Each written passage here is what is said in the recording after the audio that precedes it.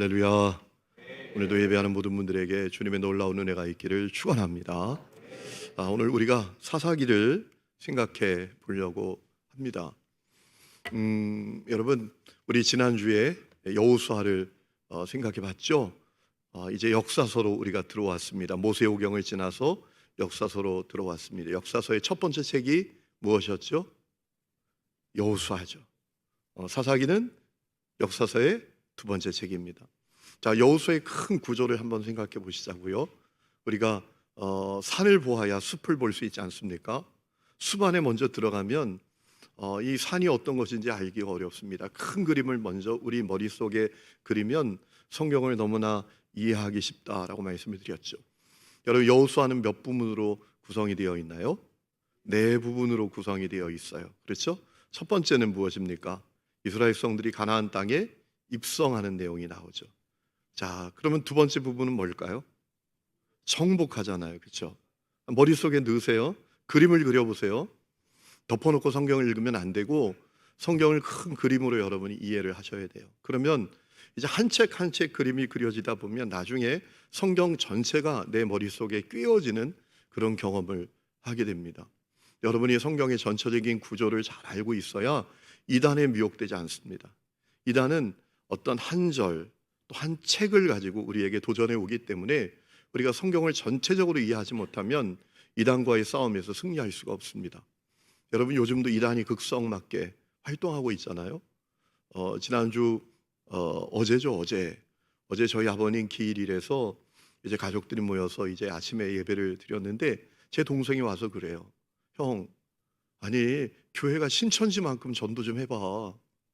그러는 거예요. 신천지가 얼마나 열심히 전도를 하는지 모른대요. 예. 여러분, 이 신천지가 엄청나게 전도를 하는데 그 전도에 걸려드는 사람들이 다 교회 안에 있는 신자들이란 말이에요. 왜 걸려드는가 보면 성경을 몰라서 걸려드는 거예요. 성경을 모르니까 그 얘기를 딱 들으면 그런가 보다. 정말 기가 솔깃해서 거기에 미혹되는 거예요. 성경의 전체적인 흐름을 우리가 갖고 있으면 성경을 그렇게 엉뚱하게 이해하면 어떡합니까? 라고 이야기하면서 우리가 그들에게 도전하고 그들을 물리칠 수가 있습니다. 자, 그러기 위해선 한 책 한 책에 대해서 큰 그림을 갖고 있어야 되죠. 자, 가나안 땅에 입성합니다. 그러면 어떻게 했죠? 정복하잖아요. 그죠? 자, 정복한 다음에 어떻게 합니까? 땅을 분배하게 되잖아요. 그렇죠? 그것이 이제 세 번째까지의 내용이고 마지막에는 분배가 다 끝났습니다. 그때 여호수아가 하나님께 부름을 받기 전에 이스라엘 백성들에게 언약을 갱신하는 약속을 받잖아요. 오직 하나님만 섬기겠다.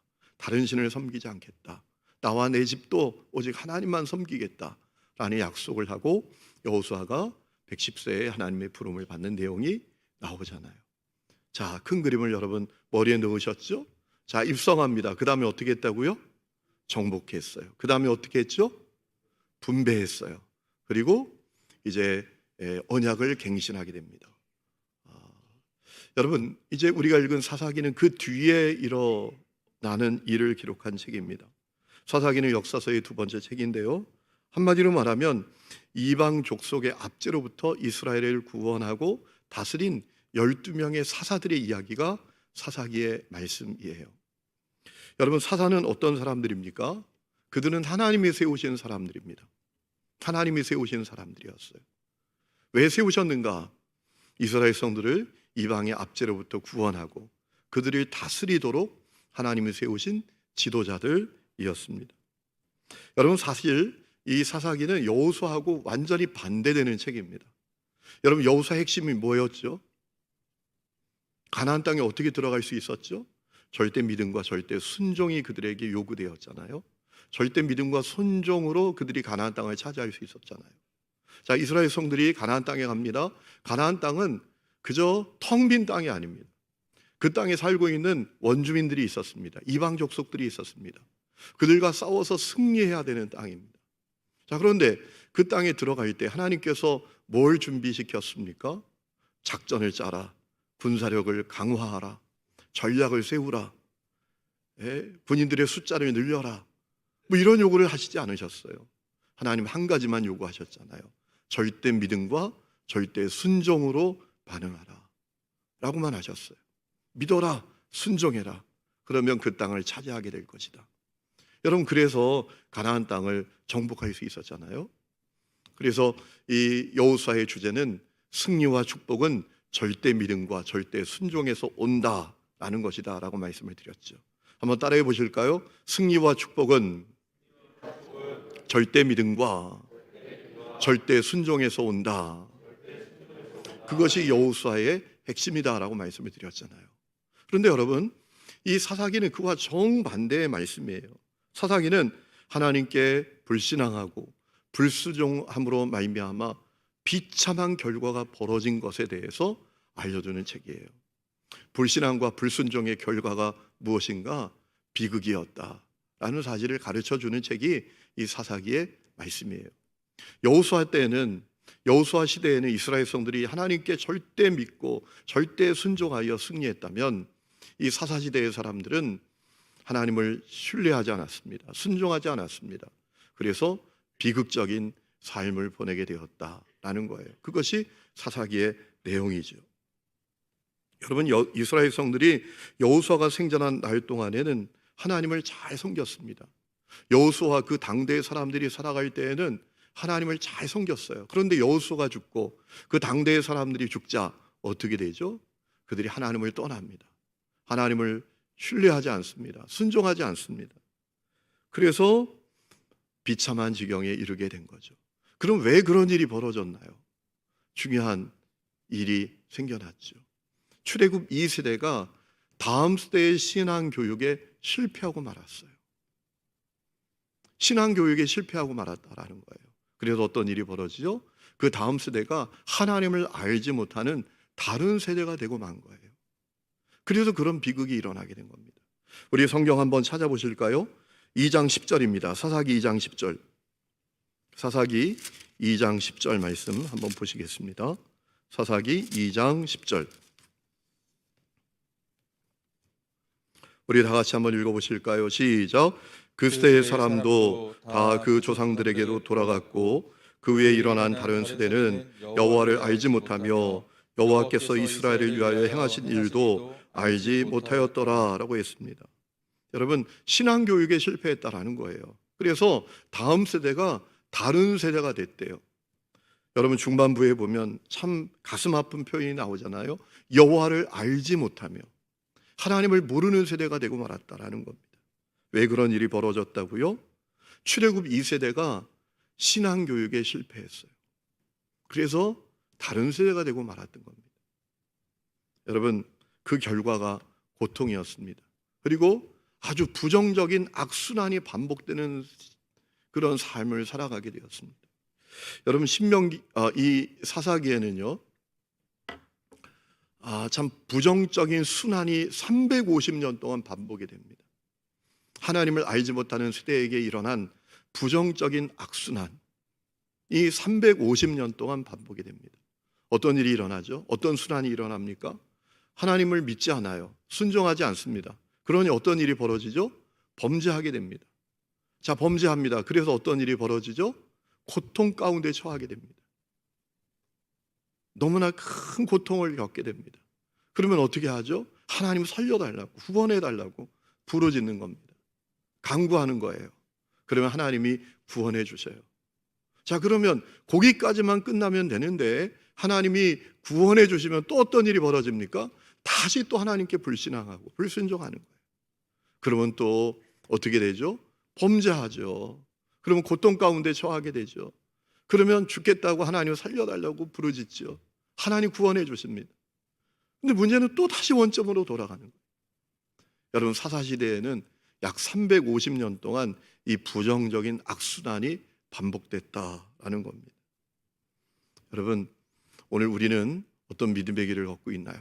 혹시 우리도 이런 부정적인 악순환을 반복하고 있지 않습니까? 이 사사기를 읽으면서 우리가 그것을 생각해 봐야 돼요. 자, 이제 사사기의 제목과 기록 연대에 대해서 생각해 보면, 여러분, 이 사사기의 히브리어 원 제목은 쇼페팀입니다. 번역하면 재판관들, 통치자들, 구원자들이라고 번역할 수 있습니다. 여러분, 영어에 쇼페트라는 단어가 있습니다. 판관이라고 번역된 그런 단어죠. 그것이 사사를 의미하는 단어입니다. 기록 연대는 주전 1050년부터 1000년 정도로 추정하고, 또 이 사사기를 기록한 인물은 사무엘이라고 우리가 추정할 수 있게 됩니다. 자, 사사기의 중요성에 대해서 생각해 보려고 합니다. 사사기가 왜 그렇게 우리에게 중요한 책이냐? 여러분, 각 책마다 그 책이 중요한 이유를 제가 말씀을 드리고 있어요. 여러분이 그것을 잘 생각해야 됩니다. 사사기가 왜 그렇게 중요합니까?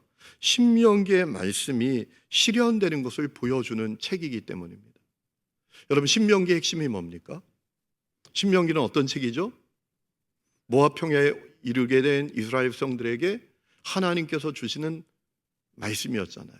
모세의 고별 설교였지 않습니까? 여러분, 이 모세의 고별 설교의 핵심은 무엇입니까? 하나님께 순종하면 복을 받고 순종하지 않으면 고통과 저주 가운데 이르게 된다라는 거예요. 그것이 신명기의 핵심이에요. 하나님께 순종해라, 그럼 복을 받을 거다. 그러나 순종하지 않으면 고통 가운데 처하게 될 것이고 저주 가운데 처하게 될 것이다. 그것이 신명기의 핵심이거든요. 여러분, 이 사사기가 왜 중요하냐 하면 신명기의 말씀이 그대로 실현되는 것을 보여주는 거예요. 하나님께 순종하면 하나님께서 복을 주시지만 하나님을 신뢰하지 않고 순종하지 않으니까 그들이 고통 가운데 처하게 된 것을 그대로 보여주는 거예요. 신명기의 말씀은 사실이다라는 거예요. 두 번째로 이 사사기가 중요한 이유가 있습니다. 불신앙과 불순종의 결과가 뭔지를 보여주고 있어요. 여러분, 하나님을 믿지 않고 하나님께 순종하지 않으면 어떤 일이 벌어지나요? 자기 소견에 오른 대로 살아가기 시작합니다. 여러분, 우리가 신앙생활을 잘하는 게 왜 중요하죠? 내가 사는 것 아니라 내 안에 주님이 사는 삶이 펼쳐지기 때문이죠.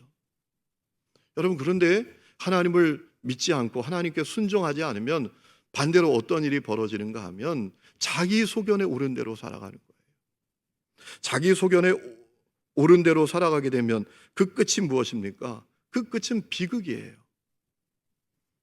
하나님을 믿지 않고 순종하지 않는 게 왜 그렇게 문제냐? 하나님을 믿지 않고 순종하지 않으면 결국 자기 소견에 오른 대로 살아가는 인생이 될 뿐이다 라는 사실을 이 사사기가 우리에게 가르쳐주고 있어요. 여러분, 이 사사시대의 사람들은 하나님을 믿지 않고 하나님께 순종하지 않으니까 그들은 어떻게 사는 인생이 되었다고 우리에게 알려주고 있습니까? 자기 소견에 오른 대로 살아갔다라고 해요. 그 말씀이 사사기 17장 6절에 나오고요, 사사기 21장 25절에도 나옵니다. 사사기 17장 6절에 그때는 이스라엘 왕이 없었으므로 사람마다 자기 소견에 오른 대로 행하였더라라고 했습니다. 우리가 아까 읽었던 사사기 21장 25절에 있는 말씀도 그때 이스라엘 왕이 없었으므로 사람이 각기 자기 소견에 오른 대로 행하였다라고 했습니다. 하나님을 믿지 않고 하나님께 순종하지 않은 결과는 뭐냐? 결국 자기 소견에 오른 대로 살아가는 삶이 펼쳐질 뿐이다라는 거예요. 여러분, 자기 소견이 대단한 것 같죠? 옳은 것 같고 현명한 것 같죠? 그런데 절대로 그렇지 않아요. 그 끝은 비극이라는 거예요. 비참함이라는 거예요. 그 사실을 사사기는 우리에게 잘 가르쳐주고 있습니다. 세 번째로 이 사사기가 중요한 이유가 있는데요, 하나님은 진노 중에도 긍휼을 베풀어 주시는 분이시다라는 사실을 우리에게 보여주고 있기 때문입니다. 여러분, 이스라엘 백성들이 하나님을 신뢰하지 않아요. 순종하지 않아요. 고통을 받죠. 그때 하나님께 구원해 달라고 부르짖습니다. 그러면 하나님께서 사사들을 통해서 그들을 구원해 주시는 거예요. 진노 중에도 긍휼을 베풀어 주시는 거예요.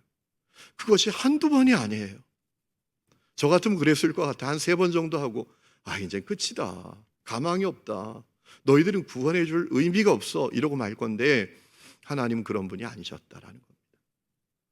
하나님께 다시 범죄하고 다시 실패함에도 불구하고 그들이 하나님께 부르짖으면 그럼에도 불구하고 구원을 베풀어 주시는 분이 하나님이시다라는 사실을 우리에게 보여주고 있는 거예요. 하나님은 진노 중에도 긍휼을 베풀어 주시는 분이시다라는 사실을 분명히 가르쳐주고 있습니다.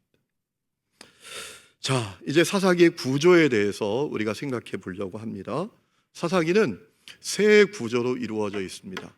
첫 번째 1장부터 2장까지는 사사시대가 어떤 시대였는지를 간략하게 설명하고 있습니다.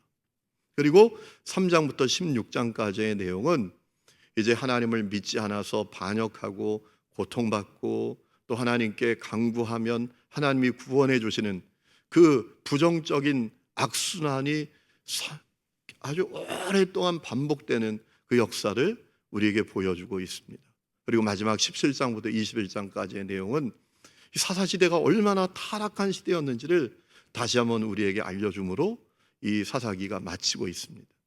이 세 구조로 구성되어 있다라는 사실을 여러분이 이해하면 좋겠습니다. 먼저 우리 사사시대를 어떻게 1장과 2장에서 설명하고 있는지 우리가 한번 간략하게 살펴보면 좋겠습니다. 먼저 1장 말씀에 보면 이스라엘 백성들이 가나안 땅에 들어가기는 했지만 가나안 족속을 다 쫓아내지 못했다라는 사실을 우리에게 보여주고 있습니다. 그것이 1장 27절부터 36장까지 나오는 내용이죠. 여러분, 가나안 땅에 들어갔어요. 그런데 문제는 뭐냐 하면 하나님을 신뢰하지 않고 하나님께 순종하지 않으니까 그 가나안 땅을 다 정복하지 못한 상태로 머무르게 되었다라는 거예요. 그래서 비극이 시작된 거예요. 사사시대가 그런 시대였다라는 거예요. 여러분, 승리는 보장되어 있었습니다. 하나님을 믿고 신뢰하기만 하면, 순종하기만 하면 승리할 수 있었어요. 그런데 그것이 아니어서 가나안 족속을 다 쫓아내지 못한 상태로 가나안 땅에 머무르게 된 것을 우리에게 알려주고 있지요. 그리고 2장 11절부터 15장까지는 하나님을 버리고 바알을 섬기고 아스타로스를 섬겼다라는 내용을 가르쳐주고 있어요. 그것이 사사시대였다라는 거예요.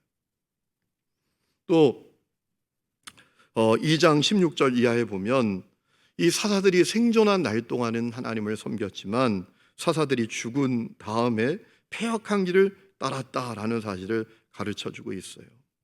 그래서 그 결과 이방 민족들에게 말할 수 없는 압제와 고통을 받았다라는 사실을 간략하게 설명해주고 있어요. 사사시대가 그런 시대였다라는 거예요. 순종하지 않아요. 하나님을 신뢰하지 않아요. 이방 족속도 쫓아내지 못해요. 그러나 그럼에도 불구하고 더 우상 숭배해요. 사사들이 있을 때는 그래도 하나님을 잘 따르는 것 같지만 그들이 죽으면 다시 하나님으로부터 돌아서요. 그래서 비극과 고통 가운데 살게 되었다라는 사실을 이 사사기가 우리에게 보여주고 있는 거죠. 자, 그 다음에 이제 3장부터 16장까지는 부정적인 악순환이 반복된 역사를 우리에게 보여주고 있죠. 제가 표를 하나 준비했는데, 자, 여러분 그 표를 보면 맨 왼쪽에 불신앙과 불순종한 결과가 무엇인가에 대해서 보여주고 있고요. 그들이 지은 죄의 내용은 무엇인가라는 것이 가운데 나오는 내용이고, 그리고 그때 하나님이 보내주신 구원자는 누구인가 라는 것이 나와 있습니다. 여러분, 이스라엘 성들이 하나님 앞에 지은 죄의 내용은 한마디로 말하면 하나님의 목전에 악을 행했다라는 거예요. 거기 3장 5절, 3장 12절, 4장 1절, 6장 1절, 10장 6절, 13장 1절 쭉 적어 있지만 그 핵심은 뭐냐면 이스라엘 성들이 하나님 목전에 악을 행했다라는 거예요. 그래서 어떤 일이 벌어지죠? 메소포타미아에게 8년 동안 압제를 당합니다. 그때 하나님께서 보내주신 구원자가 누구죠? 운니엘입니다. 갈렙의 조카였던 운니엘. 또 하나님의 목전에 악을 행합니다. 그래서 모압에게 18년 동안 압제를 당합니다. 그때 하나님께서 보내주신 사사가 누구죠? 에훗이라는 사사잖아요. 왼손잡이 사사. 또 하나님의 목전에 악을 행했습니다. 그래서 그들이 하솔랑 야빈에게 20년 동안 압제를 당합니다. 그때 하나님께서 보내주신 사사는 누굽니까? 여선지자 드보라였습니다. 제가 어느 사모님 성함은 조드보라입니다. 드보라 여사사를 보내주셔서 구원해 주시죠. 또 하나님의 목전에 악을 행했습니다. 그랬더니 미디안에게 7년 동안 압제를 당합니다. 그때 하나님이 보내주신 구원자는 누구였죠? 기드온이었습니다. 우리가 너무나 잘 아는 기드온, 참 겁이 많았던 기드온. 그리고 또 하나님의 목전에 악을 행했습니다. 그때 18년 동안 블레셋과 암몬에게 압제와 고통을 겪게 됩니다. 그때 하나님께서 보내주신 사사는 누구였죠? 기생의 아들이었던 입다였습니다. 또 하나님 목전에 악을 행했습니다. 그래서 블레셋에게 자그마치 40년 동안 압제와 고통을 받게 됐죠. 그때 하나님께서 보내주신 사사가 삼손입니다. 나시린이었던 삼손. 문제는 이것이 한 번으로 끝난 게 아니었다라는 거예요. 죄를 지어요. 고통을 받아요. 하나님께 구원을 요청합니다. 하나님이 사사를 보내주셨어요. 자, 그러면 하나님이 소망이구나. 하나님만이 우리의 구원이시구나. 그분 안에 능력이 있고 그분 안에 생명이 있구나 라고 하고 끝나는 게 아니라 다시 원점으로 돌아가는 역사가 계속 반복됐다라는 사실을 사사기 3장부터 16장의 말씀이 우리에게 보여주고 있는 거예요. 자, 그리고 세 번째 부분은 17장부터 21장까지의 내용인데 사사시대가 얼마나 타락한 시대였는지를 우리에게 보여주는 내용입니다. 첫 번째 나오는 내용이 있죠. 17장 말씀을 보면 하나님을 섬기는 레인이 우상을 숭배하는 미가라는 사람의 가정집 제사장이 되잖아요. 우상 숭배자의 제사장이 됐잖아요. 여러분, 이렇게 타락했다라는 거예요. 얼마나 타락했는가. 하나님을 섬기는 레인이 우상 숭배자의 가정집 가정 제사장이 됐다. 이렇게 말도 안 되는 일이 벌어졌다라는 사실을 보여주는 내용을 볼 수가 있죠. 또 어떤 레인이 있었는데 이 레인이 첩을 두었습니다. 여러분, 레인이 첩을 두면 어떡합니까? 그런데 이 첩이 또 행음을 했습니다. 이 첩을 찾아옵니다. 기브온 땅에 머뭅니다. 베냐민 지파 지역입니다. 그런데 베냐민 지파 사람들이 이 첩을 또 융간하게 됩니다. 그래서 죽고 맙니다. 그래서 어떤 일이 벌어지죠? 베냐민 지파하고 이스라엘 나머지 지파 사이에 엄청난 전쟁이 벌어지고 베냐민 지파가 멸절당하게 된다라는 내용이 나옵니다. 여러분, 사사시대가 이렇게 총체적으로 타락했다라는 거예요. 그래서 결론에 뭐라고 했습니까? 오늘 우리가 처음에 읽었던 말씀이죠. 이스라엘 백성들이 자기 소견에 옳은 대로 살았다. 범죄하고 타락하여 자기 소견에 옳은 대로 살았던 그 삶의 열매가 그것들이다 라고 우리에게 보여주고 있는 거예요. 사사기는 그렇게 끝납니다. 여러분, 이제 결론을 맺습니다. 사사기는 여호수아와 완전히 대조되는 책입니다. 여러분, 이것만 기억하셔도 오늘 참 큰 열매를 얻으시는 거예요. 여호수아는 사사기하고 완전히 대조되는 책이다. 여호수아는 순종과 믿음과 순종으로 승리와 축복을 누린 역사라면 사사기는 불신앙과 불순종으로 고통 가운데 살았던 역사였다라는 거예요. 여러분, 왜 그런 일이 벌어졌다고요? 출애굽한 2세대가 다음 세대의 신앙교육에 실패했기 때문에 그 역사가 벌어졌다라는 거예요. 여러분, 사사기가 우리에게 질문하고 있는 거예요. 오늘 우리는 어떤 길을 갈 것인가? 그것을 사사기는 우리에게 질문하고 있어요. 이 사사기를 읽으면서 사사기가 우리에게 던지는 메시지는 그겁니다. 그렇다면 사사시대는 이렇게 살았는데 이런 비극적인 역사가 반복되는데 당신은 이제 어떤 길을 선택할 건가? 어떤 역사를 써내려갈 것인가? 그거 선택하라는 거예요. 여호수아 시대의 역사를 선택할 것인가? 사사시대의 역사를 선택할 것인가? 믿음과 순종으로 승리와 축복을 누렸던 역사를 선택할 것인가? 아니면 불신앙과 불순종으로 고통과 비극 가운데 처했던 역사를 선택할 것인가? 그것을 결정하라는 거예요. 그리고 또 하나 질문하죠. 다음 세대의 신앙교육 어떻게 할 것인가? 우리가 다음 세대의 신앙교육을 잘하지 못하면 그들은 완전히 다른 세대가 되고 마는데, 비참한 삶을 살아가는 세대가 되고 마는데, 당신은 다음 세대의 신앙교육에 승리하고 있는가? 성공하고 있는가? 그걸 우리에게 질문하고 있는 거예요. 저는 신앙생활을 하면서 그런 가정들을 많이 봅니다. 당대에는 예수를 너무 잘 믿어요. 아주 대단한 신앙인으로 사는 것 같아요. 그런데 그 다음 세대는 그 믿음 다 잃어버리고 정말 안타깝게 살아가는 그런 가정들을 많이 봅니다. 저는 여러분의 가정이 믿음의 명문 가문이 될 수 있기를 축복합니다. 믿음의 명문 가문이 된다는 게 뭘까요? 당대보다 후대가 더 예수 잘 믿는 가문입니다. 내가 살던 이 당대보다 내 다음 세대가 예수를 잘 믿고 주님을 위해서 영광을 돌리고 주님께서 기뻐하시는 거룩한 도구가 되는 것, 그것이 믿음의 명문 가문을 이루는 것이라고 믿습니다. 오늘 여러분의 가문이 그와 같은 역사를 써내려갈 수 있기를 주의 이름으로 축원합니다.